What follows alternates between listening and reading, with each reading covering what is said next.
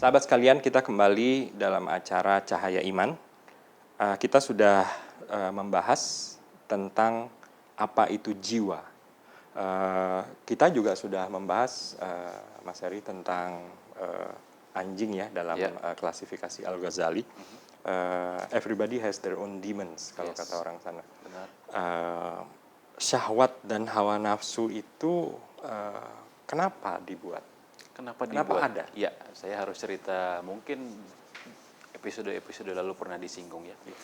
Mungkin ada baiknya diulang dikit. Ya, ketika jiwa diturunkan ke alam dunia ini ini disebut alam mulk, artinya alam fisik. Ada ukurannya, ada bendanya, ada jarak dan semacamnya.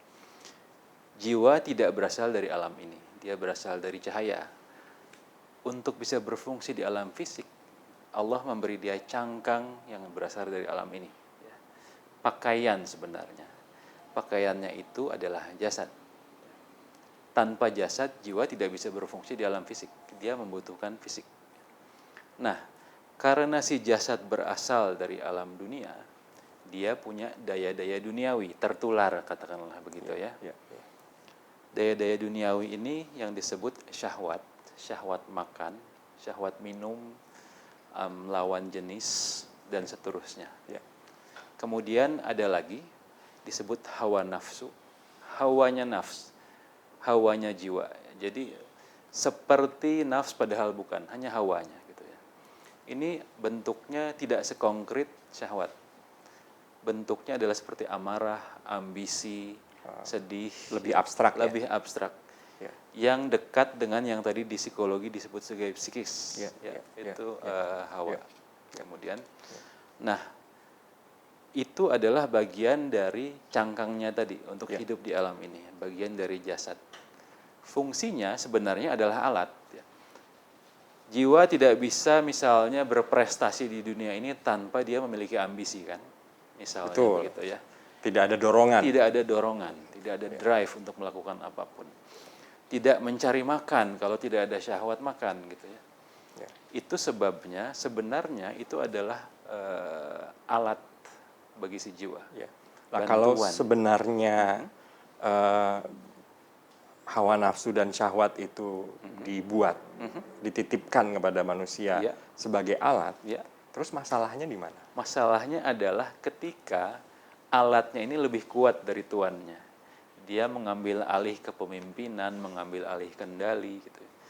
Jadi yang seharusnya memimpin adalah yang di dalam pakaian jasad. Ini yang memimpin adalah drive-nya.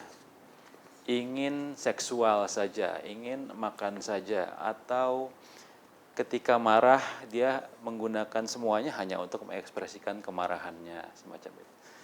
Jiwa tidak lagi menjadi tuan, tapi yang menjadi tuannya adalah tools-nya. Di model tadi, yang menjadi tuan adalah anjingnya atau kudanya.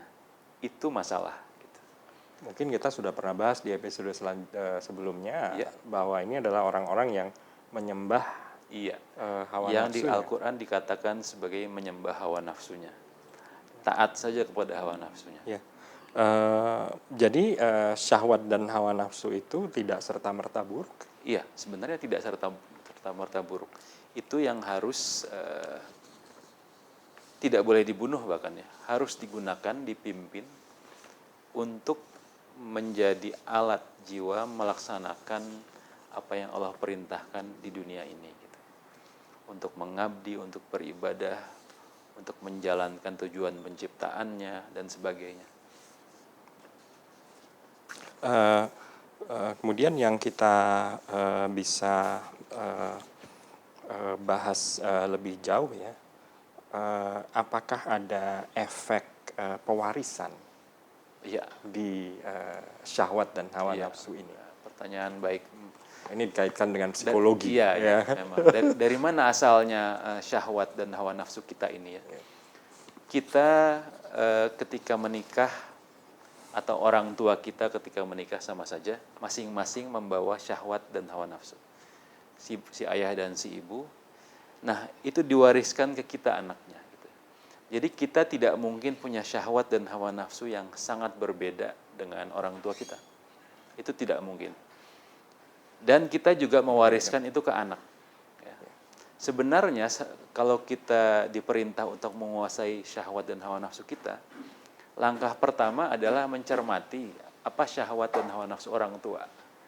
Karena tidak mungkin berbeda jauh. Ya. Kita manage itu dulu. Kalau belum bisa mengendalikan, kita persiapkan. Misalnya kalau orang tua kita pemarah, kita pasti ada hawa nafsu marah. Kita harus mulai prepare misalnya gitu. Atau kalau ke anak kita melihat kita sendiri yang dominan apalah, minder, sedih, sombong. Kita prepare anak nanti kalau dia menghadapi rasa sedih gimana gitu. Kalau pemarah gimana menghandle-nya, kita prepare itu.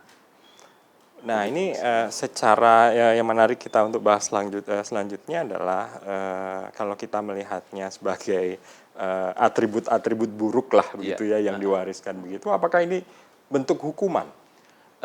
Bentuk hukuman tidak ya. Bagaimana kita harus menyikapinya itu? Karena sebenarnya itu hanya diwariskan ketika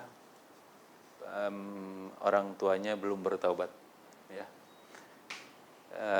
Ketika sudah bertaubat, ketika itu sudah Allah rahmati bahasanya, itu tidak lagi terwariskan. Jadi semakin orang tua bertaubat, yang terwaris keburukan yang terwariskan ke anak itu semakin sedikit sebenarnya.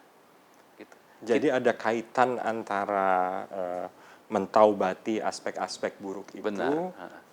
Dengan bagaimana nanti aspek itu diwariskan ke generasi Bukan selanjutnya. saja tidak diwariskan, bahkan kebaikan kita pun diwariskan. Seandainya kita bertaubat dari keburukan kita, Allah menggantinya dengan kebaikan, yang diwariskan ke anak itu kebaikannya. Itu mengapa kita harus bertaubat. Itu mempermudah anak kita bertaubat. Ini menarik sekali karena ada disinggung tadi bahwa ada aspek keburukan yang berubah menjadi kebaikan. Kebaikan, benar. Dan itu bisa diwariskan. Untuk memperbaiki generasi selanjutnya. Kurang lebih begitu ya. Sahabat sekalian, kita akan melanjutkan diskusi ini lebih lanjut dengan